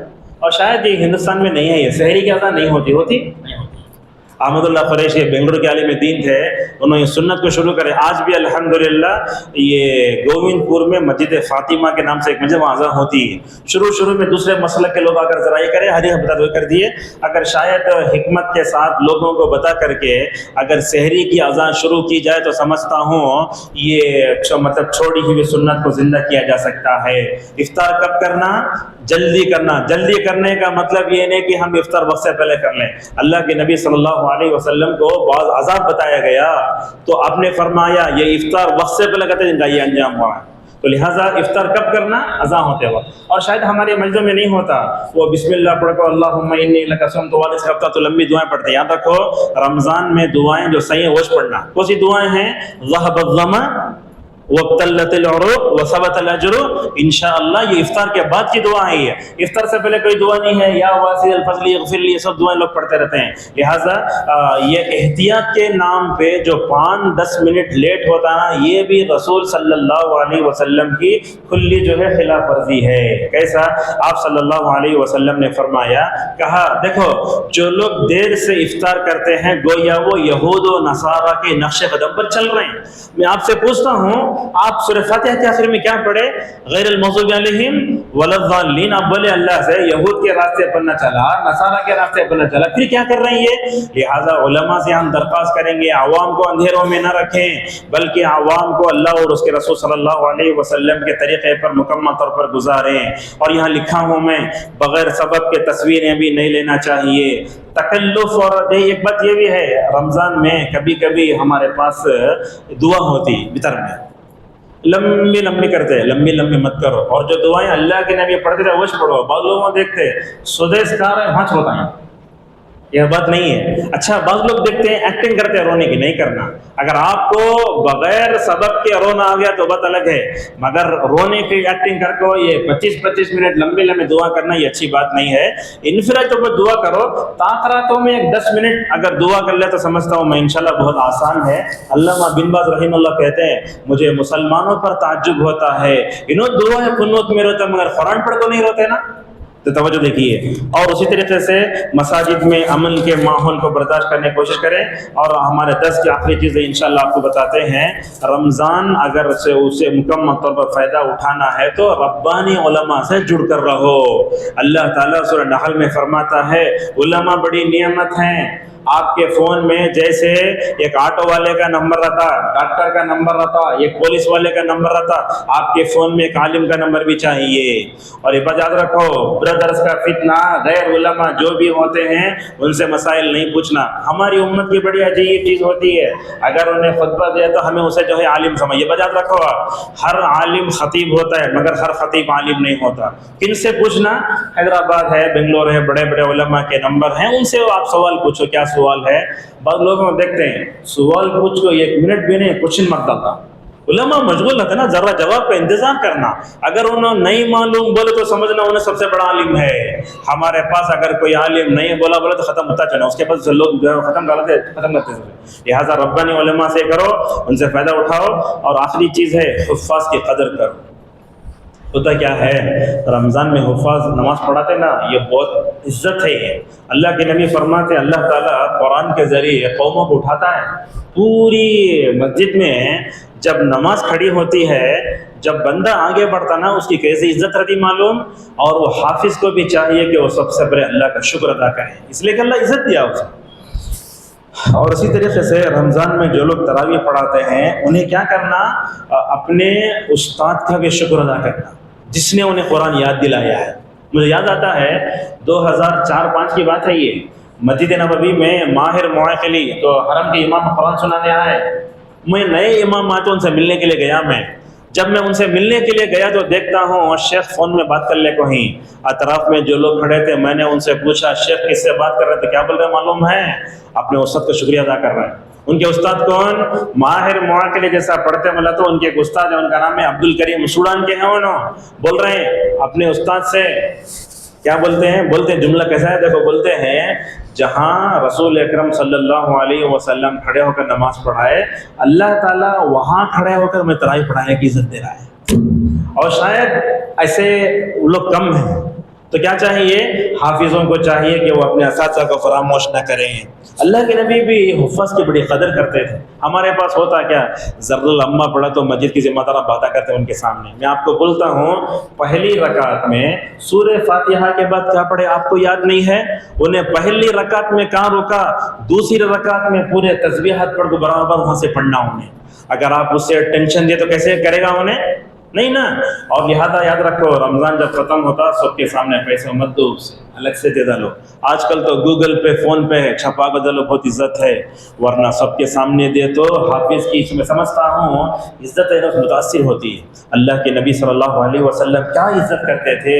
ایک مرتبہ عائشہ رضی اللہ عنہا رسول اللہ کے پاس آتی ہیں تو دیر سے آتی ہیں، آپ پوچھتے ہیں عائشہ کیوں دیر سے آئیں، اللہ کے نبی سے فرمایا یا رسول اللہ آپ کا ایک امتی اتنا اچھا قرآن پڑھ رہا تھا، وہاں سے مجھے ہٹنے دل نہیں ہوا۔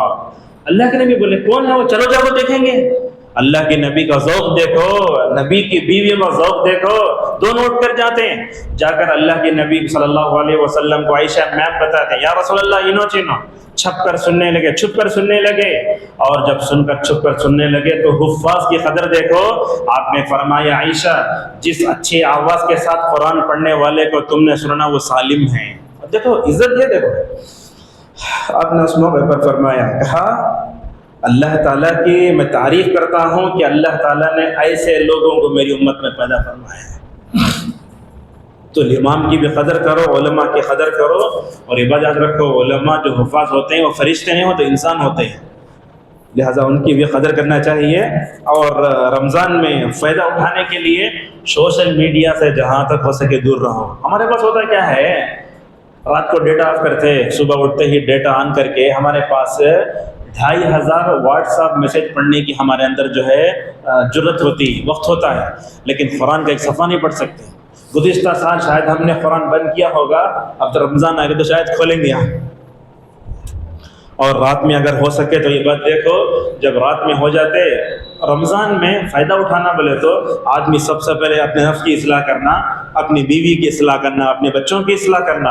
اور رمضان اچھا مہینہ ہے اپنے بچوں کی تربیت کرنے کے لیے، اس وقت اپنے گھر میں بھی وہ ماحول پیدا رکھو، اور بغیر عذر کے اپنے گھر میں روزہ چھوڑنے مت دو۔ اور دیکھو کتنی خوشخبری ہے، رسول اکرم صلی اللہ علیہ وسلم نے فرمایا جو بچے چھوٹے ہوتے نا اگر وہ حج کرتے ہیں ساتھ میں والدین کو اجر ہے، جو چھوٹے بچے روزہ رکھتے نا ان کو بھی اجر ہے، ساتھ میں ماشاءاللہ ان کے والدین کو بھی اجر ہے۔ ہمارے پاس ہوتا کیا، روزہ رکھے تو نئے کپڑے لانا، دادی لانا، نانی لانا، فوٹو پکڑنا، یہ نہیں ہے، اپنے بچوں کو سکھاؤ۔ ہم روزہ رکھتے ہیں تو اللہ تعالیٰ کو راضی کرنے کے لیے رکھتے ہیں۔ بہرحال رمضان آ رہا ہے تو رمضان آنے سے پہلے کچھ باتوں کا لحاظ، رمضان میں کچھ باتوں کا لحاظ، اور رمضان جانے کے بعد کچھ باتوں کا لحاظ کرنا چاہیے۔ اور نیکیاں جو ہم کرتے ہیں نا، نیکیاں کرنے کے بعد اپنے آپ کو بڑا مت سمجھو، اور نیکیاں کرنے کے بعد جو بندہ اپنے آپ کو جو ہے غرور کرتا ہے، وہ غرور انسان کو بڑا خطرناک کر دیتا ہے۔ اور جو بھی نیک کام کرتے ہیں اس کی قبولیت کے لیے اللہ سے دعا کرو۔ دعا کیا ہے، ربنا تقبل منا انک انت السمیع العلیم۔ یہ دعا کب کرے، حضرت ابراہیم کعبۃ اللہ کی تعمیر کر رہے ہیں اور ساتھ میں اسماعیل بھی ہیں، اللہ تعالیٰ کو ابراہیم کی یادہ کیسے پسند آئی؟ دیکھو، جس پتھر پر کھڑے ہو کر انہوں نے کعبۃ اللہ کے دیواروں کو بلند کیا، اس میں وہ نشان پڑ گیا۔ اللہ اکبر! یہ ابراہیم اتنا مخلص تھے، حج عمرے کو جو بھی جاتا وہ پیر کو دیکھ کر آتا ہے۔